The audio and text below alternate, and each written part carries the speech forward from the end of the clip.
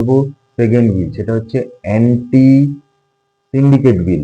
পশ্চিমবঙ্গের একটা প্রচলিত শব্দ হচ্ছে সিন্ডিকেট রাজ। এটা আজ থেকে না, এটা প্রায় শুরু হয়েছে বামপন্থীদের সময় থেকে এই সিন্ডিকেট রাজটা শুরু হয়েছিল। তারপর তৃণমূল সরকারের আমলে সেটা অনেক ভয়ঙ্কর রূপ নিয়েছিল।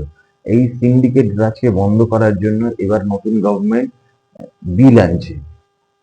এবার আসুন দেখে নিই যে সরকার কেন এই বিলটা আনার চেষ্টা করছে। গভর্নমেন্ট বিভিন্ন বিনিয়োগকারীদের সঙ্গে যোগাযোগ করেছে, তো তাতে দেখা গেছে কিছু কিছু বিনিয়োগকারী কিন্তু অনীহা এখনো আছে। সেই অনীহাটা সম্পূর্ণভাবে যাতে কাটে, সেই জন্য এই ধরনের ল আনাটা খুব জরুরি। সেই জন্য এটাই হচ্ছে প্রধান কারণ যে এই ল আনা হচ্ছে।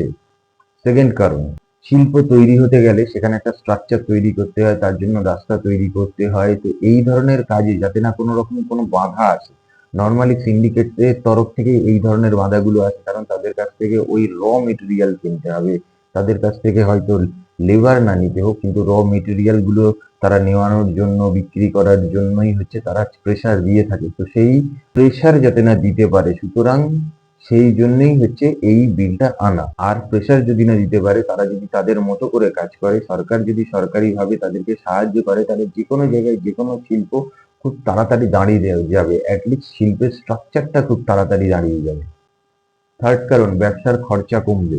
কারণ কি, ব্যবসার খরচা অনেকভাবে কমবে। সেটা হচ্ছে এই যে সিন্ডিকেট রাজ, এই সিন্ডিকেট রাজদের জন্যই হচ্ছে মাসিক একটা মাসোহারার ব্যবস্থাও প্রায় হয়ে গেছিল। যারা ব্যবসা করতো তাদের কাছ থেকে এরা মাসোহারা নিত, সেই খরচা কমবে। প্লাস রাস্তাঘাট যখন আপনার অবরোধ হবে না, যখন রাস্তাঘাটে কোনো ঝামেলা হবে না, যখন আরো বেশি করে শিল্প আসবে, একটা শিল্প সবসময় আর একটা শিল্পের সাথে জড়িয়ে থাকে। যখন একটা শিল্প আসবে তখন তার কাছাকাছি আরো ছোট ছোট শিল্প আসবে। তার ফলে কি হয়, সেই ব্যবসার মানে মূল ব্যবসা তাদের কিন্তু খরচাটা অনেকটা কমে, কারণ তারা অনেক মেটেরিয়াল পার্শ্ববর্তী এলাকায় যখন ছোট ছোট ব্যবসায়ীরা জন্ম নেবে তাদের কাছ থেকেই তারা পেয়ে যাবে। এতে ব্যবসার খরচাটা অনেক পরিমাণে কমবে। ফোর্থ কারণ, ছোট আর মাঝারি ব্যবসায়ীদের সব থেকে বেশি সুবিধা হবে, কারণ এই সিন্ডিকেট রাজ বা এই সিন্ডিকেট যারা চালাতো তারা অ্যাকচুয়ালি টার্গেট করতো যত ছোট ছোট ব্যবসায়ীদের, কারণ তাদের কাছ থেকে কাঁচা টাকা নেওয়াটা খুব সুবিধা ছিল।